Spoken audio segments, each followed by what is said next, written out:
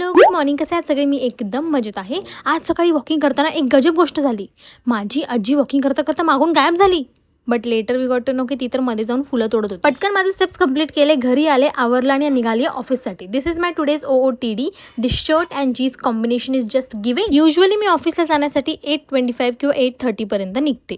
However मी आज 8:10लाच निघाले होते because I wanted to go to office, reach to office आणि पार्किंगमध्ये बसून मला आराम करायचा होता.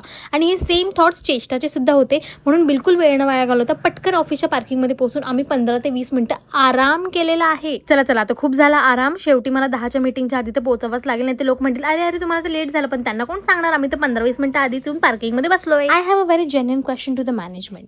तुम्ही 5 दिवसांचे 8 दिवस केले, ठीक आहे, मान्य आहे, collaboration, quick decision making, ETC.